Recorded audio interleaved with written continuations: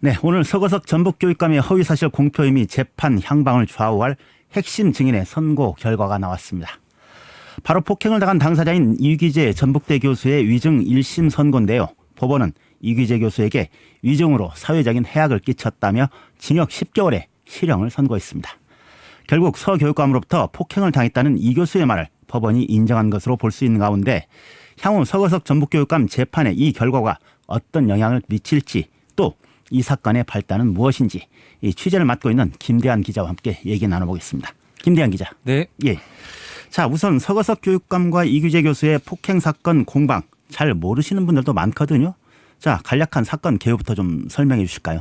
네, 우선 이 사건은 약 11년 전으로 거슬러 올라갑니다. 11년. 예. 지난 2013년 11월 18일 오후 8시쯤 전주 시내 한 한식당에서 서거석 전북교육감이 이규재 교수의 뺨을 때렸다는 의혹에서 출발했습니다. 예. 그러니까 어떤 그 저녁 자리에서 약간의 언쟁이 있었고 이게 이제 폭행으로 이어졌다 이런 얘기인데 굉장히 오래됐어요. 11년 전인데. 근데 이 사건이 왜 이제서야 불거지는 것이죠?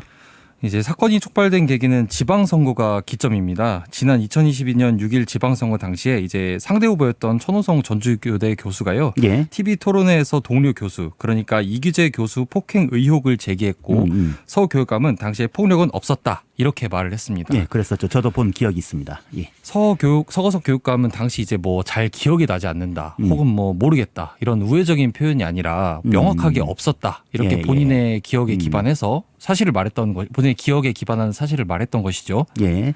자, 그랬었는데 그 토론회들 이후에 서거석 후보는 이제 교육감으로 당선이 된 것이고요. 그렇습니다. 당선 후 서거석 교육감이 토론회에서 이제 폭행이 없었다고 허위 사실을 공표했다는 고발장이 검찰에 접수가 됐고요. 예. 자연스럽게 약 11년 전 폭행 사건까지 이제 재점화가 됐다 이렇게 볼 수 있겠습니다. 예, 그렇군요. 자, 그 결국 당선인 신분을 유지하느냐 못하느냐 이 판가름 지을 재판에서 이 폭행 사건의 진실이 중요한 어떤 저 쟁점으로 떠올랐네요. 그렇죠. 이제 재판은 사실 처음에 쉽게 흘러가는 것처럼 보이기도 했습니다. 예. 이제 이규재 교수가 1, 2차 경찰 조사에서는 예. 예, 폭행이 없었다 이렇게 좀 진술을 했었거든요. 음. 그런데 이제 돌연 서거석 교육감 1심 재판에서 좀 묵직한 것에 부딪혔던 것 같다. 뭐 잘 기억나지 않는다 이런 식으로 진술을 완전히 뒤집거든요. 예. 이렇게 뒤집는 증언을 했습니다. 예, 예.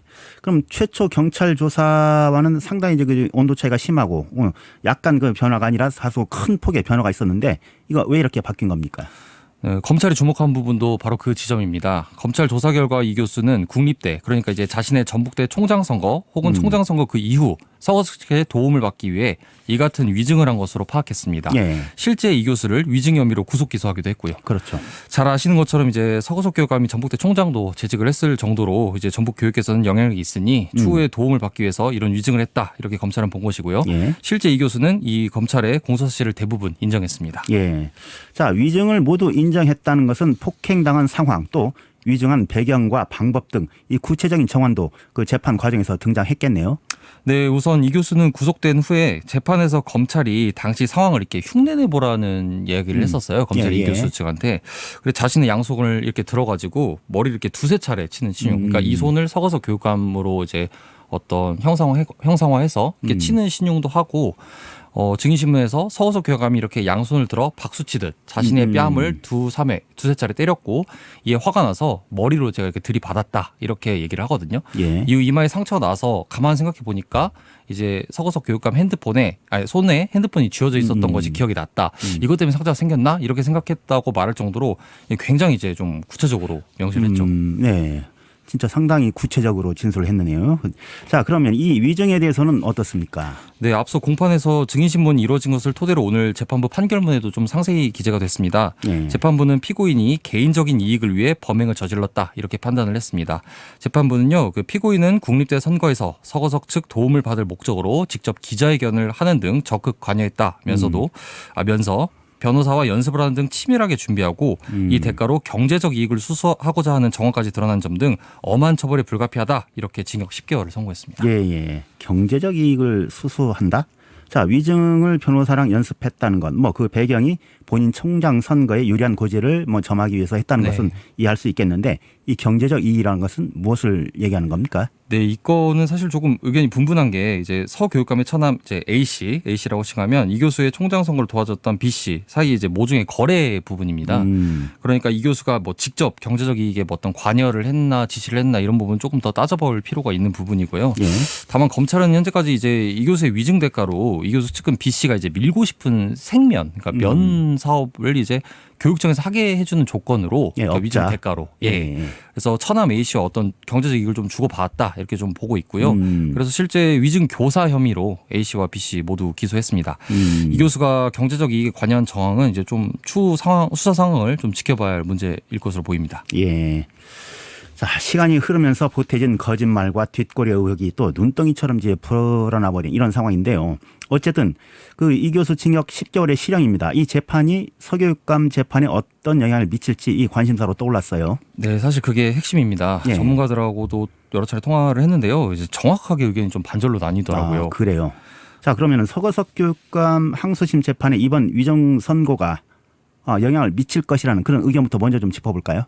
네, 도내한 변호사는요, 이제 법원에서 판결은 이제 사실관계를 따라가는 점에 좀 주목을 하고 있었습니다. 이게 법정에서 자기가 생각하고 알고 있는 사실과 다르게 말하는 것이 위증이지 않습니까? 예. 근데 이 위증 사건의 경우 위증을 법원에서 결국 인정하면서 결국 폭행이 있었다는 사실만 남지 않았냐. 예. 그러니까 사실이 결국 입증된 것이 아니냐 이렇게 보고 있었습니다. 예. 그렇게 되면 핵심 증인의 이제 진짜 진술만 남게 되는 것이고 1심에서 무죄를 주는데 주요했던 폭행이 없었다 이런 증언이 좀 불명확해지니까요. 이제 서교육감 항소심에서 좀 불리한 요소로 작용할 것으로 보는 그런 시각입니다. 아, 그래요. 그러니까 쉽게 말해서 무죄의 근거로 사용된 이 교수의 증언이 없어졌다 이렇게 볼 수 있겠네요. 그러면 반대 시각은 어떻습니까? 네, 반대 시각에서는 좀 쟁점이 다르다 이렇게 좀 꼬집고 있습니다. 예. 폭행을 넘어 결국에는 서거석 교육감이 허위 사실을 이야기했냐 또 그렇지 않냐가 이 지방자치법 그 판단 쟁점인데 서로 인식하는 게 다를 수 있다는 겁니다. 인식이 다르다? 이게 무슨 말인가요? 그러니까 이제 양측 다 술을 마셨던 상황이지 않습니까? 음. 이 교수는 서교육감이 폭행했다 이렇게 진술을 바꿨지만 서교육감은 쭉 폭행이 없었다 이런 주장은 변함이 없는 지금 상황이거든요. 당시 폐쇄회로나 이런 직접 증거가 없는 상황에서 한쪽이 발언을 바꿨다고 한 사실만 남았을 뿐 그 폭행에 대한 진실은 여전히 알 수 없다. 뭐 이런 취지로 이해할 수 있겠습니다. 그러니까 본인은 폭행을 한 기억이 없다. 네, 그 폭행을 거고. 인지하는 사실도 굉장히 좀 다르잖아요. 이게 폭행으로 볼 수 있냐도부터 다르고. 예, 이를테면 가볍게 이제 그 터치를 했는데 그게 그렇죠. 폭행으로 본인은 인지하지 않고 있다 이렇게 볼 수도 있다는 거죠. 그렇죠. 네. 자, 증거가 없어 진실은 알 수가 없고 서교육감의 진술이 바뀐 것도 아니니 무죄가 나왔던 서교육감 재판에 영향을 줄 수 없다. 뭐 이렇게 정리할 수 있겠네요. 네, 그것도 그렇고요. 특히나 이 교수가 이제 거짓말을 좀 자주 어쨌든 해왔잖아요. 진술을 번복해 왔죠. 예, 중요하게 이게 판단될 걸로서 보인다고 해요. 뭐 제 개인적인 생각은 아니지만 결과적으로 지금 와서 위증을 이제 인정했어도 그것이 어떤 본인의 어떤 감경 요소 이런 것들을 좀 고려한 선택이 아니냐 뭐 이런 의견도 나왔고요. 결국은 그 당시 상황을 입증할 어떤 것도 없는 상황이 참 이 재판을 어렵게 만든다. 뭐 이렇게 요약할 수 있겠습니다. 실체적 진실을 입증할 수 있는 어떤 그런 증거물이 없는 상태다. 네. 자, 11년 전 폭행으로 촉발된 사건으로 우리 전북교육계의 어두운 단면을 여과 없이 보게 되면서 참 씁쓸한 생각도 듭니다. 서교육감의 항소심 재판까지 취재 잘 부탁드리겠습니다. 김대한 기자 수고하셨습니다. 네, 감사합니다. 지금까지 김대한 기자였습니다.